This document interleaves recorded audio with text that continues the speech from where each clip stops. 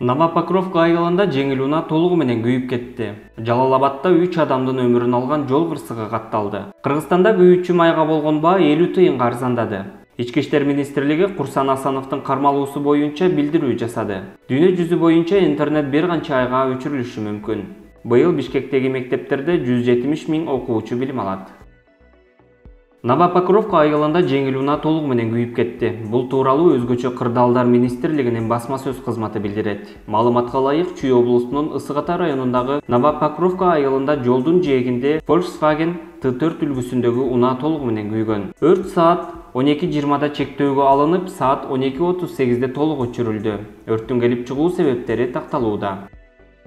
Өзгөчө кырдаалдар министрлигинин маалыматына караганда 15 сентябрда Бишкек-Ош унаа жолунун 308 чакырымында Токтогул районунун Каражыгач айылында DAF үлгүсүндөгү күйүүчү май ташуучу унаа менен Жигули ВАЗ-2107 үлгүсүндөгү унаа кагылышып, анын кесепетинен жеңил унаадагы 3 эркек киши окуя болгон жерден каза болду. Куткаруучулар жеңил унаада кыпчылып калган кишилерди чыгарып, Токтогул райондук ооруканасынын өлүкканасына өткөрүп беришкен. Каза болгондордун өздүгү такталууда. Жол кыймылынын коопсуздугун камсыздоо башкы башкармалыгынын маалыматына караганда, Кыргызстанда быйыл жыл башынан бери 4637 автокырсык катталып, андан 497 адам каза болду. Ал эми 2020-жылы Кыргызстанда 6126 жол кырсыгы катталып, 754 адам каза болгон. Анын 93-ü жаш балдар.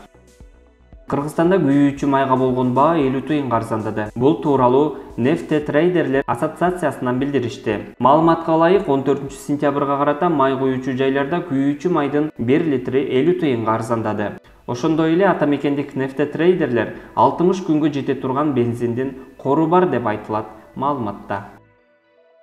Басма сөз кызматынын 14 сентябрда тараткан маалыматына ылайык, Асанов башка адамдар менен бирге алдын ала сүйлөшүп, бийликти күч менен басып алууга активдүү даярданып, уюштуруп жүргөн деген шек менен кармалган. Курсан Асанов Бишкек шаардык ички иштер башкы башкармалыгынын убактылуучу кармоочу жайына киргизилген. Ал ички иштер министрлигинин тергөө кызматы жазык кодексинин бийликти күч менен басып алуу деген 309 беренесинин негизинде баштаган сотко чейинки териштирүү алкагында шектүү катары кармалганын маалымдалды.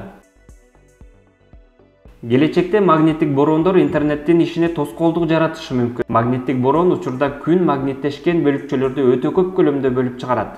Мындан улам жердин магниттик талаасы бузулуп, электр өткөрүү линияларынын ишин бузат. Ал эми бул нерсе интернеттин дүйнө жүзү боюнча бир нече айга өчүп калышына алып келиши мүмкүн. Сентябрь айынын башынан бери окумуштуулар күндө магниттешкен бөлүкчөлөрдүн акыркы 10 000 жылдын ичиндеги эң күчтүү чачырандылары болгонун каттоого алган.